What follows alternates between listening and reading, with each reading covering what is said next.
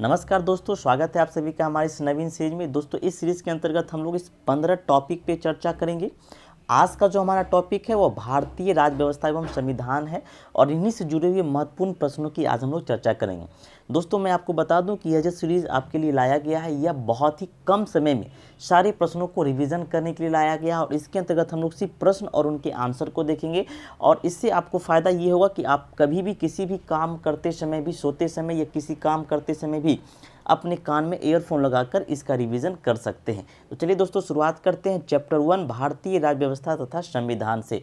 दोस्तों, पहला प्रश्न है, भारतीय संविधान की रचना में निम्न में से किसने सर्वाधिक गंभीर प्रभाव छोड़ा है? विकल्प है ब्रिटिश संविधान, संयुक्त राज्य अमेरिका का संविधान, आयरलैंड का संविधान या भारत सरकार अधिनियम 1935। दोस्तों, राइट आंसर होगा डी, भारत सरकार अधिनियम 1935। अगला प्रश्न है 2, जुलाई 1946 में स्थापित संविधान सभा के सदस्यों में निम्नलिखित में से कौन शामिल नहीं था? विकल्प है डॉक्टर राजेंद्र प्रसाद, के.एम. मुंशी, महात्मा गांधी, अब्दुल कलाम आज़ाद। दोस्तों, राइट आंसर है सी, महात्मा गांधी शामिल नहीं थे। उसके बाद अगला प्रश्न है, भारत की संविधान सभा गठित करने का आधार क्या था? यानी कि संविधान सभा गठित करने का क्या आधार था? विकल्प है आपके भारतीय राष्ट्रीय कांग्रेस का प्रस्ताव, उसके बाद है कैबिनेट मिशन प्लान 1946, उसके बाद है आपका भारतीय स्वतंत्रता अधिनियम 1947, भारतीय डोमिनियन के प्रांतीय राज विधान मंडलों का प्रस्ताव। तो दोस्तों, राइट आंसर होगा बी, कैबिनेट मिशन प्लान यानी कि 1946, और इसी के आधार पर संविधान सभा का गठन किया। प्रश्न संख्या 4 है, स्वतंत्र भारत की लोकसभा का पहला अध्यक्ष कौन था? हुकुम सिंह, बलिराम भगत, रवि राय या जीवी मावलंकर। दोस्तों, आप सभी जानते हैं राइट आंसर जीवी मावलंकर, इसे गणेश वासुदेव मावलंकर भी कहा जाता है।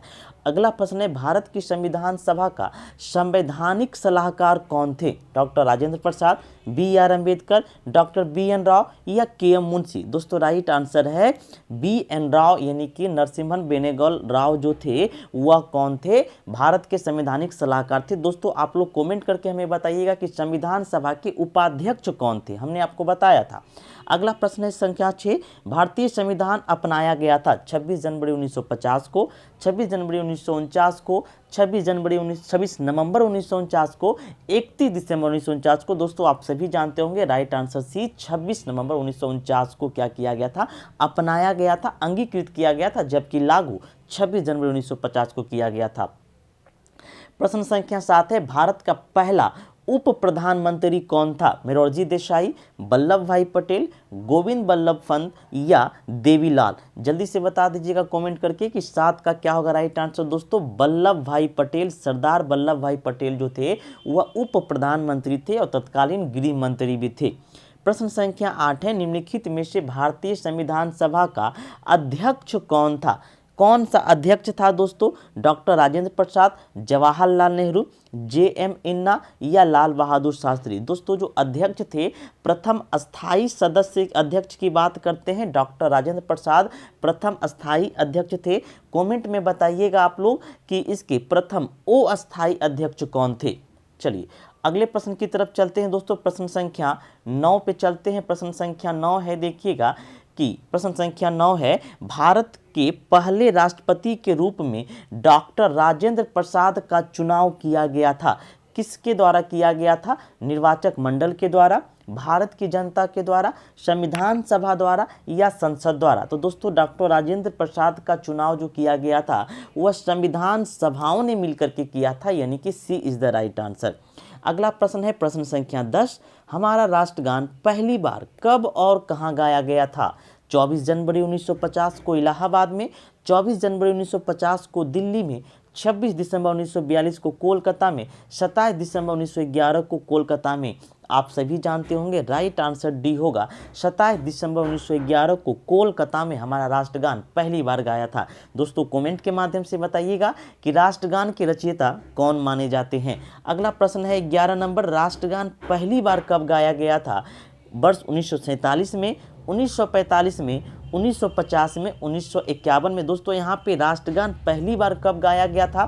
तो आपका राइट आंसर होगा 27 दिसंबर 1911 को कोलकाता में गाया गया था। लेकिन अगर यहाँ पे राष्ट्रगान, अगर स्वतंत्रता की बात पूछा जाए कि भारत में स्वतंत्रता के बाद राष्ट्रगान कब गाया गया था, तो आप लोग कमेंट करके बताइएगा कि स्वतंत्रता के बाद राष्ट्रगान पहली बार कब गाया गया था।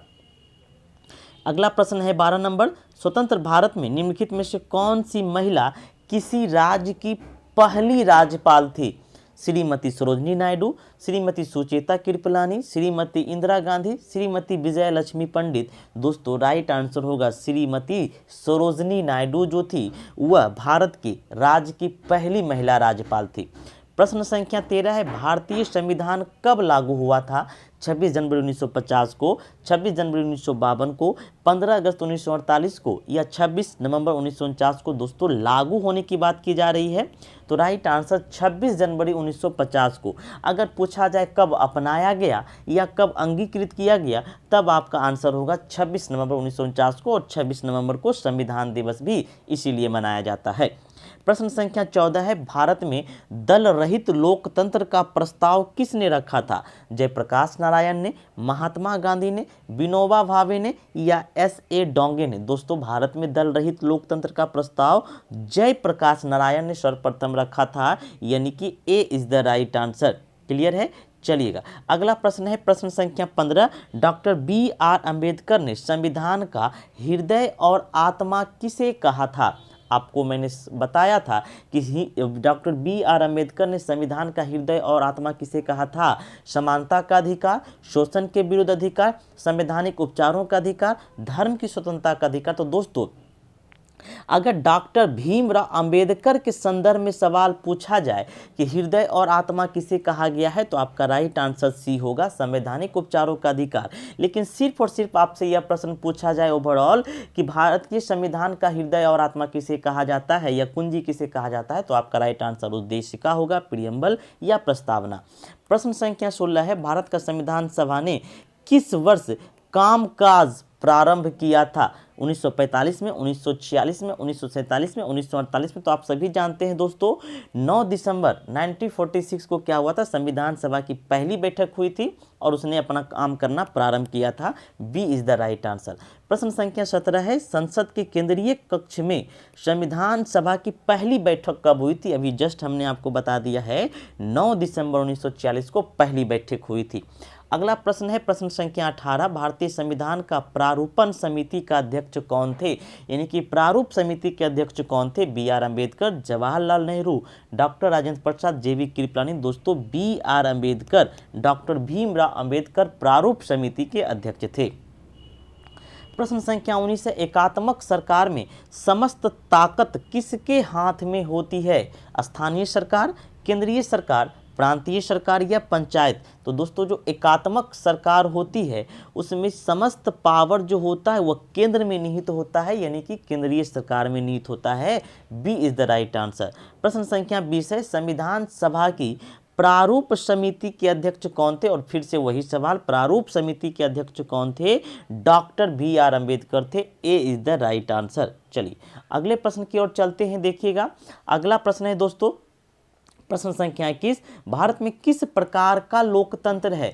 प्रत्यक्ष है, राष्ट्रपति का है, प्रतिनिधियों का है या तानाशाही का है? तो दोस्तों भारत में जो लोकतंत्र है वह प्रतिनिधियों का लोकतंत्र है, मतलब जनता के प्रतिनिधियों का लोकतंत्र है। जनता अपने प्रतिनिधि का चुनाव करती है और वही प्रतिनिधि जनता के लिए कानून का निर्माण करती है, तो प्रतिनिधियों का लोकतंत्र है, यानी कि अप्रत्यक्ष लोकतंत्र है। सी इज द राइट आंसर। अगला प्रश्न है, निम्नलिखित में से कौन सा देश आधुनिक लोकतंत्र की स्थापना करने वाला पहला देश था?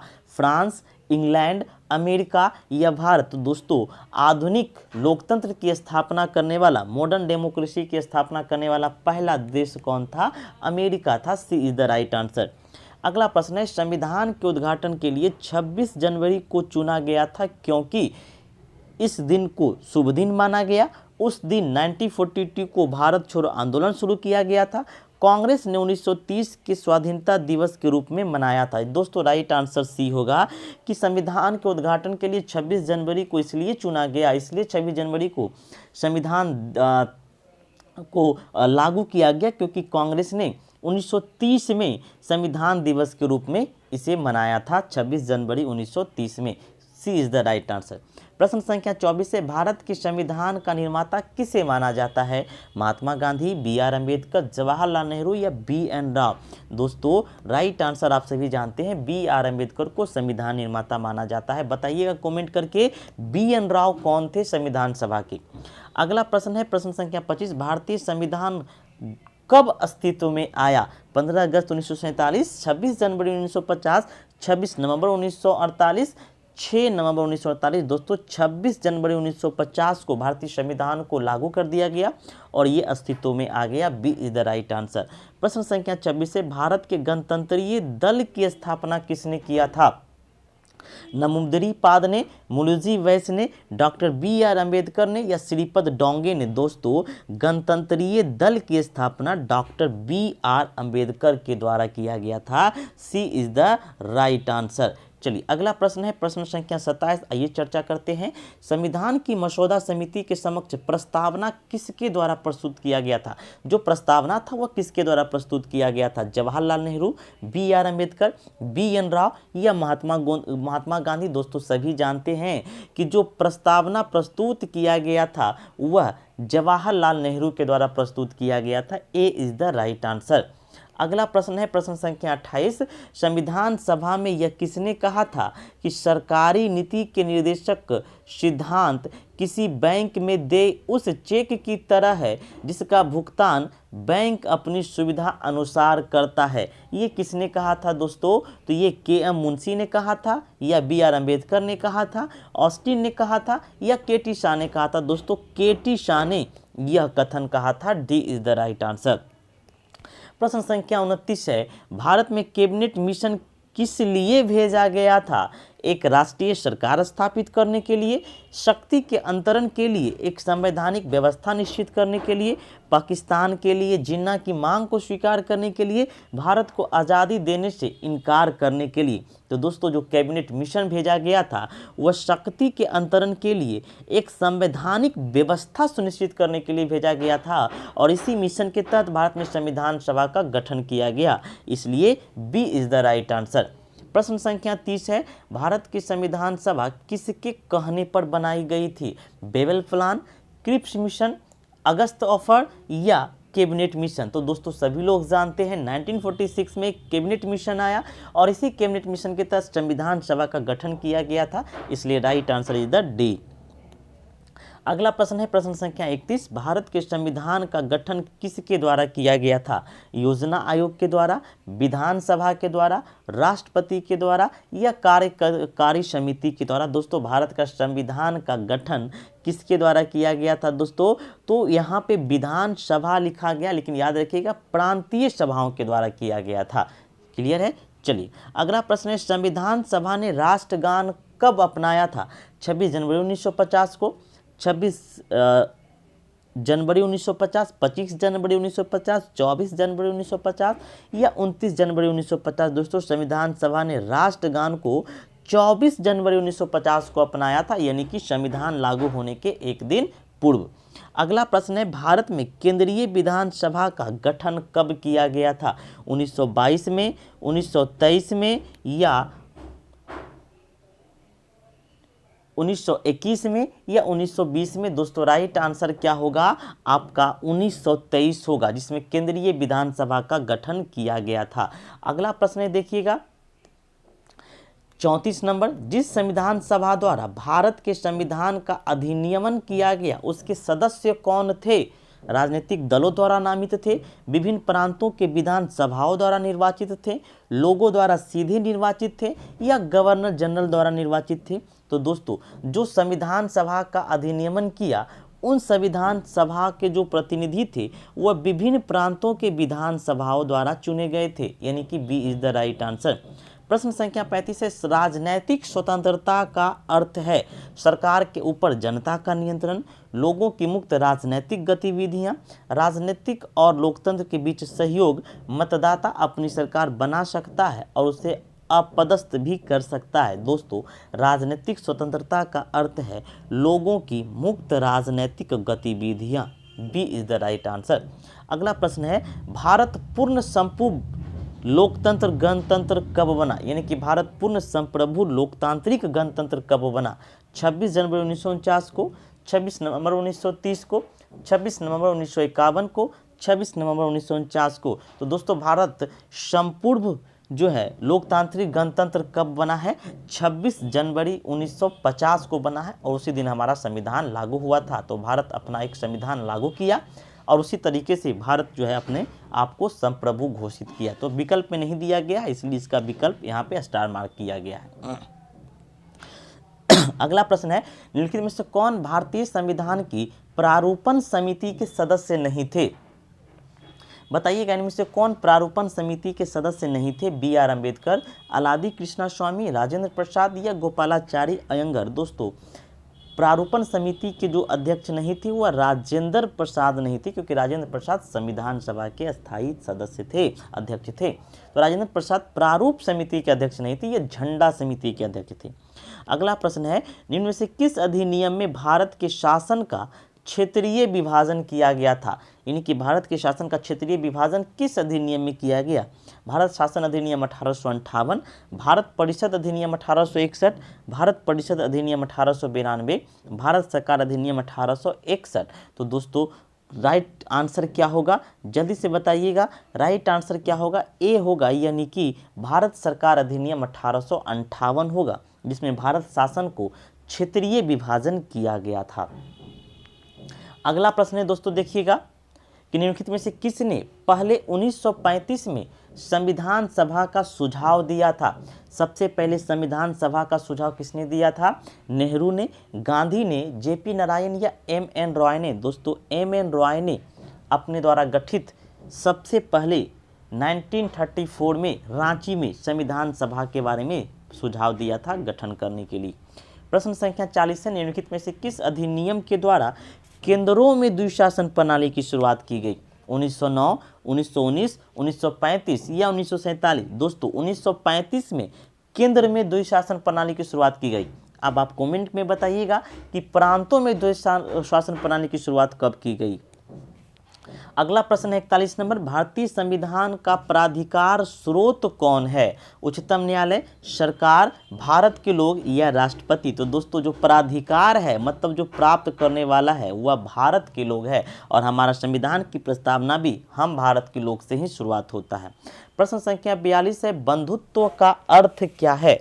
बंधुत्व का अर्थ क्या है? भाईचारे की भावना, पिता तुल्य व्यवहार, एकता तथा अखंडता, आर्थिक न्याय का निरासन। दोस्तों बंधुत्व तो आप सभी जानते हैं भाईचारे की भावना से संबंधित है। प्रश्न संख्या 43 से, भारत का संविधान गठन किया गया था किसके द्वारा? योजना आयोग के द्वारा, विधानसभा के द्वारा, राष्ट्रपति के द्वारा या कार्यकारी समिति के द्वारा? दोस्तों विधानसभा या प्रांतीय सभा के द्वारा संविधान सभा का गठन किया गया था। प्रश्न संख्या 44 है, निम्नलिखित में संविधान मसौदे समिति के अध्यक्ष कौन थे? संविधान मसौदे समिति के अध्यक्ष पूछ रहा है। Lord Mountbatten, doctor Rajendra Prasad, B R Ambedkar, Pandit Jawaharlal Nehru? दोस्तों संविधान मसौदे समिति के अध्यक्ष बी आर अम्बेडकर थे। सी इज द राइट आंसर। अगला क्वेश्चन है, भारतीय संविधान में कितने भाग हैं? 12 भाग, 22 भाग, 18 भाग या 25 भाग? तो दोस्तों जल्दी से बताइएगा, भारतीय संविधान में अभी कितने भाग हैं? टोटल 22 भाग हैं। B is the right answer. चलिएगा अगला प्रश्न देखिएगा, प्रारूप समिति के अध्यक्ष कौन थे? Doctor Rajendra Prasad, B R Ambedkar, Mahatma Gandhi या एम ए जिन्ना? अभी जस्ट हमने बताया बी आर अम्बेडकर थे। प्रश्न संख्या 47 है, किस भारत सरकार अधिनियम के तहत पहली बार विधायिका में कुछ निर्वाचित प्रतिनिधियों को मंजूरी दी गई? भारत सरकार अधिनियम 1858, भारत सरकार अधिनियम 1909, भारत सरकार अधिनियम 1919, भारत सरकार अधिनियम 1935? दोस्तों भारत सरकार अधिनियम 1909 में सबसे पहले विधायिका में कुछ निर्वाचित प्रतिनिधियों को मंजूरी प्रदान दी गई थी। B is the right answer. अगला प्रश्न है, संविधान सभा का सदस्य कौन नहीं था? महात्मा गांधी, डॉक्टर राजेंद्र प्रसाद, सरदार पटेल या जीवी मावलंकर? दोस्तों महात्मा गांधी कभी भी संविधान सभा का सदस्य नहीं बने। ए इज द राइट आंसर। प्रश्न संख्या 49 है, भारत की संविधान सभा की पहली बैठक की अध्यक्षता किसने किया था? Doctor Rajendra Prasad, Sachchidanand Sinha, B R Ambedkar या सरदार पटेल? दोस्तों डॉक्टर सच्चिदानंद सिन्हा संविधान सभा की बैठक की पहली अध्यक्षता किया था और ये अस्थायी अध्यक्ष थे, यानी कि B is the right answer. प्रश्न संख्या 50 है, भारतीय संविधान के किस भाग में नगर पालिकाओं के बारे में बताया गया है? तो दोस्तों नगर पालिका के बारे में आप याद रखिएगा किस में बताया गया है, तो जल्दी से कमेंट करके बताइएगा। नगर पालिका हमने आपको बताया था किस भाग में बताया गया है, नगर पालिका और पंचायत, ठीक है, नगर पालिका और पंचायत भाग 9 के ए में बताया गया है, यानी कि D is the right answer. अगला प्रश्न है, भारतीय संविधान का कौन सा भाग केंद्र शासित प्रदेशों के बारे में बताता है? केंद्र शासित प्रदेशों के बारे में कौन सा भाग बताता है? भाग 6, भाग 7, भाग 8 या भाग 9? दोस्तों भाग आप याद रखिएगा 8 जो है वह केंद्र शासित प्रदेशों के बारे में बताता है। अगला प्रश्न है देखिएगा, अगला प्रश्न है प्रश्न संख्या 52, भारतीय संविधान ने भारत को किस प्रकार वर्णित किया है? राज्यों एवं संघ क्षेत्रों का महासंघ, एक राज्यों का संघ, भारतवर्ष या महासंघीय राज्य? दोस्तों भारतीय संविधान ने भारत को राज्यों का संघ घोषित किया है, B is the right answer. अगला प्रश्न है, भारत को एक गणराज्य मुख्य रूप से इसलिए माना जाता है क्योंकि राज्याध्यक्षों का चुनाव होता है, उसे 15 अगस्त 1947 को स्वतंत्रता मिली थी, उसने अपना लिखित संविधान बनाया, उसकी संसार संसदीय प्रणाली के अनुसार है। दोस्तों यहाँ पे भारत को गणराज्य मुख्य रूप से इसलिए माना जाता है क्योंकि यहाँ पे राज्याध्यक्षों का चुनाव होता है, किसके द्वारा?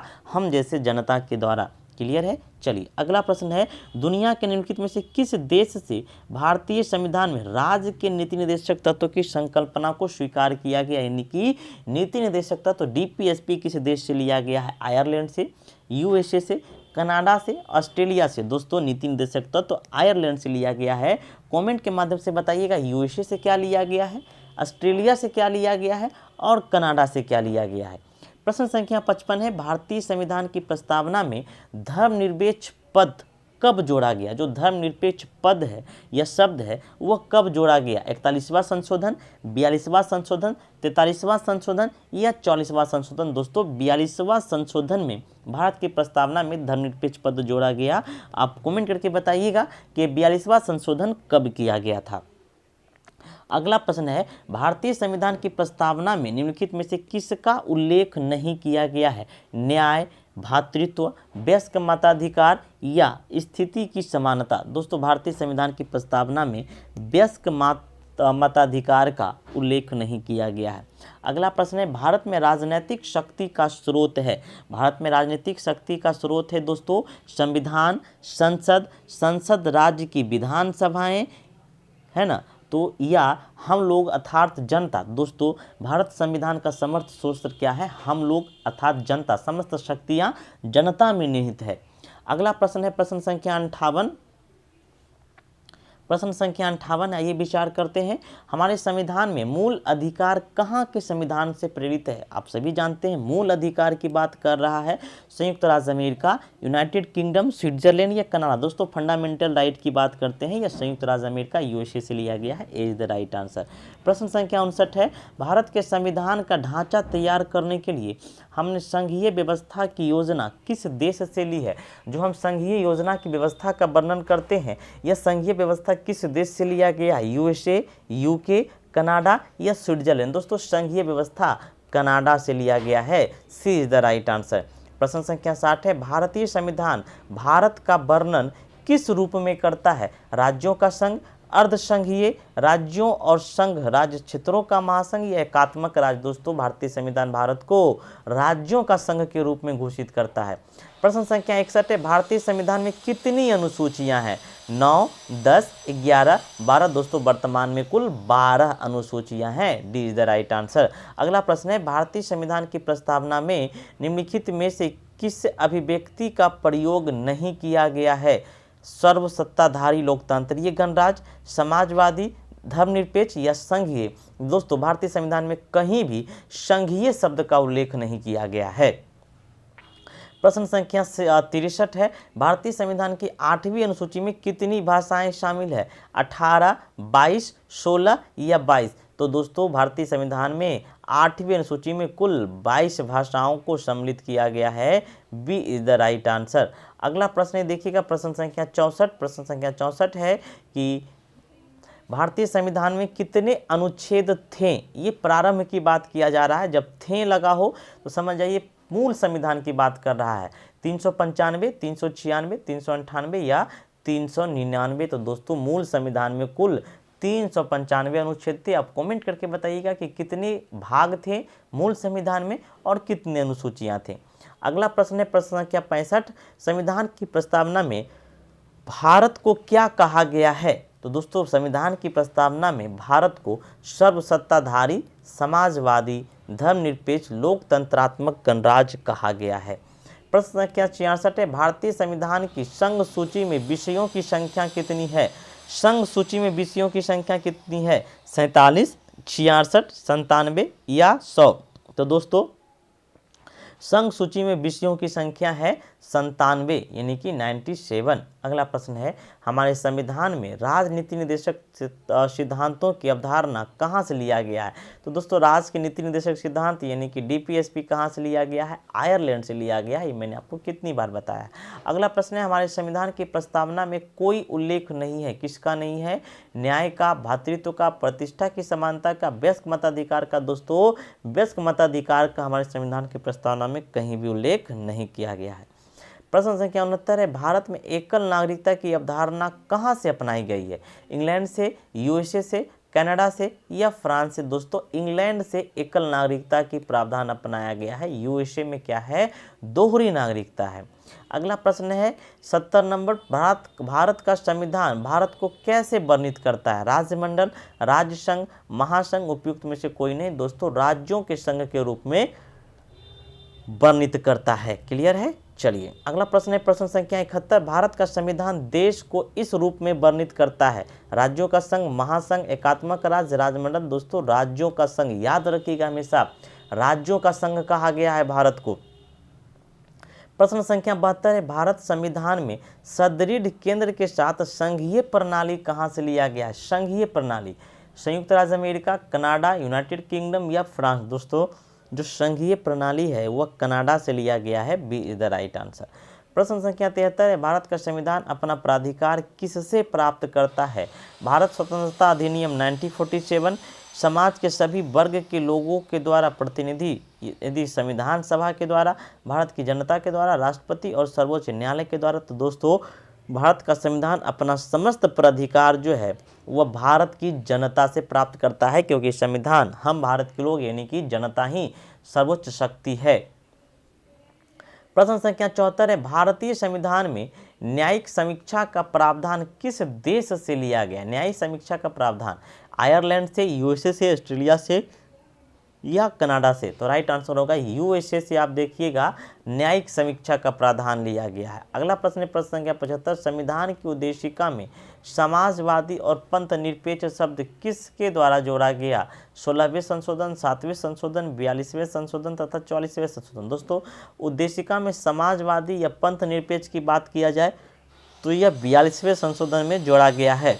अगला प्रश्न है प्रश्न संख्या 76, सर्वसत्ता संपन्न संसद की अवधारणा किस देश का देन है। इंग्लैंड, भारत, फ्रांस या जापान। सर्वसत्तापन्न संसद जो है वह इंग्लैंड से लिया गया है, यानी इंग्लैंड की देन है। ए इज द राइट आंसर। अगला क्वेश्चन है, राष्ट्रपति द्वारा राज्यसभा के सदस्यों के नामांकन का नियम किस देश के संविधान से लिया गया है। चलिएगा राज्यसभा के लिए सदस्यों का नामांकन किस देश से लिया गया है। संयुक्त राज्य अमेरिका, आयरलैंड, दक्षिण अफ्रीका या फ्रांस। तो दोस्तों आयरलैंड से लिया गया है। अगला प्रश्न है, भारतीय संविधान में राष्ट्रपति के चुनाव की प्रणाली किस देश से ली गई है। राष्ट्रपति के चुनाव की प्रणाली ब्रिटेन से, संयुक्त राज्य अमेरिका से, आयरलैंड से या ऑस्ट्रेलिया से। दोस्तों राष्ट्रपति के जो चुनाव संबंधित प्रणाली लिया गया है वो संयुक्त राज्य अमेरिका से लिया गया, यूएसए से लिया गया है। अगला प्रश्न है, भारतीय संविधान में समवर्ती सूची किसके संविधान से ली गई है। संयुक्त राज्य अमेरिका, कनाडा, जर्मनी या ऑस्ट्रेलिया। दोस्तों समवर्ती सूची आप सभी जान रहे हैं ऑस्ट्रेलिया से लिया गया है। प्रश्न संख्या 80 है, प्रस्तावना के अनुसार परम शक्ति किसके हाथ में होती है। संसद, संविधान, राष्ट्रपति या जनता। दोस्तों प्रस्तावना के अनुसार समस्त शक्ति जनता में निहित होती है। यानी कि D is the right answer. अगला प्रश्न है, भारत की सरकार की संसदीय प्रणाली है इसलिए क्योंकि लोकसभा को जनता द्वारा सीधे ही चुना जाता है, संसद संविधान में संशोधन कर सकती है, राज्यसभा को भंग नहीं किया जा सकता है, लोकसभा में मंत्री परिषद उत्तरदायी है। तो दोस्तों आप सभी जानते हैं कि लोकसभा में जो मंत्री परिषद है वह उत्तरदायी होते हैं, इसीलिए इसे संसदीय प्रणाली कहा गया है। अगला प्रश्न है, प्रश्न संख्या 82, निम्न में से कौन सी भारतीय संविधान की विशेषता नहीं है?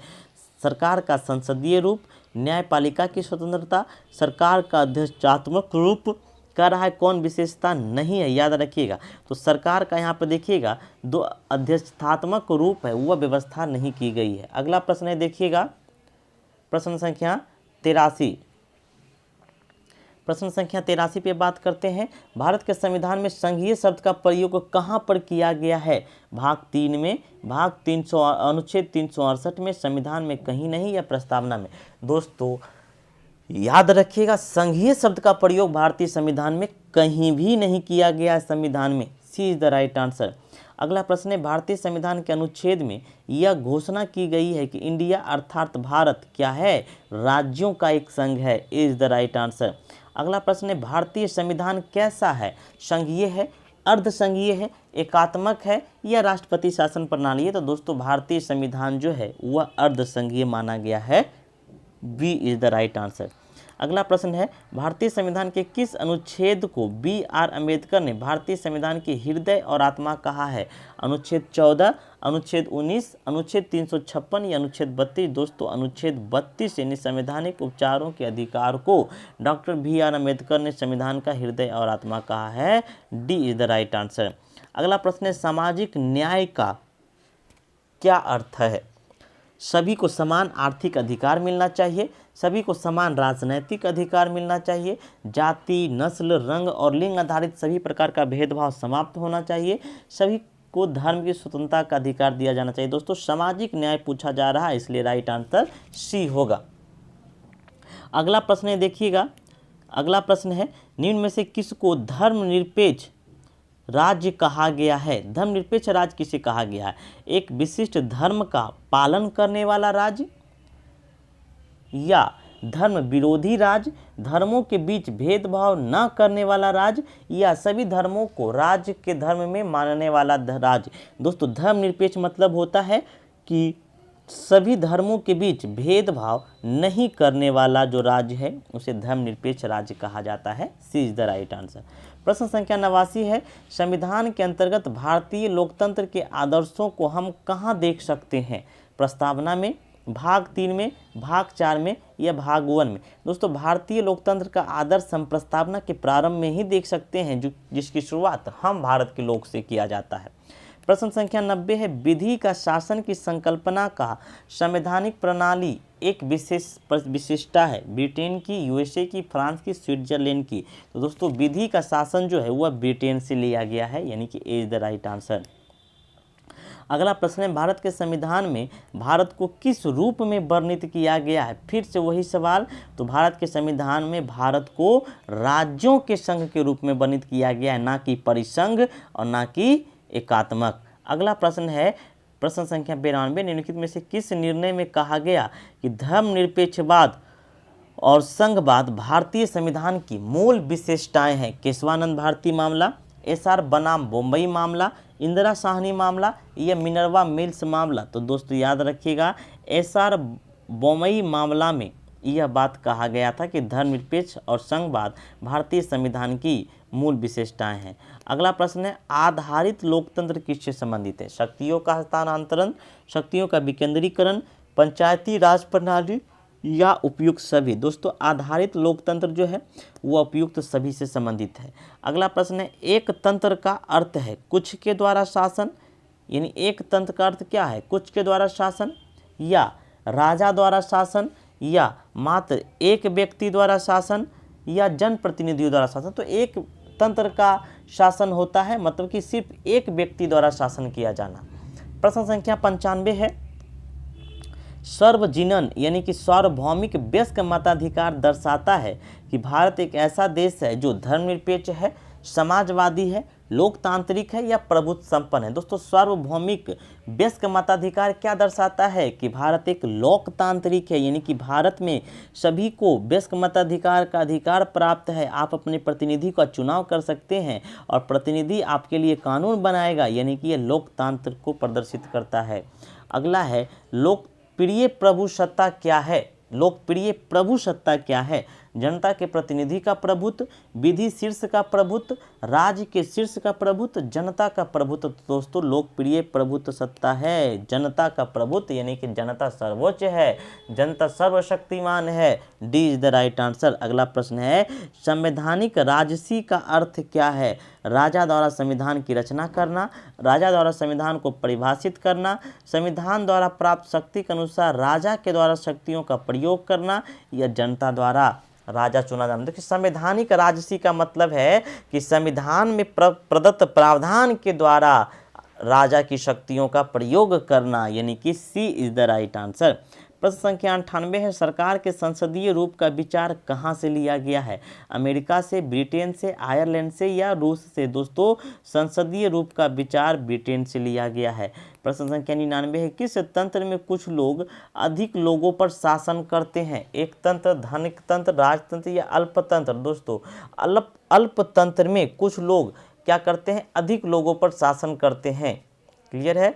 चलिए अगला प्रश्न है उस देश का नाम बताइए जिसमें संशोधन के लिए प्रक्रियाओं को, संवैधानिक सुविधाओं को भारत के उदार माना गया था। यानी कि जो संविधान संशोधन की प्रक्रिया है वह किस देश के स्रोत से माने जाते हैं, ये आपको बताना है। कमेंट के माध्यम से इसका जवाब आप लोग बताइएगा। तो आज का ये हमारा 100 प्रश्नों का सीरीज था जो हमारा समाप्त हो गया और 100 प्रश्न हम लोग कराएं। नेक्स्ट सीरीज में हम लोग फिर 101 से 200 तक करेंगे। आप लोग सभी देखिएगा और सबसे बेनिफिट इस वीडियो का ये है कि आप बहुत कम समय में 100 प्रश्नों का रिवीजन कर सकते हैं।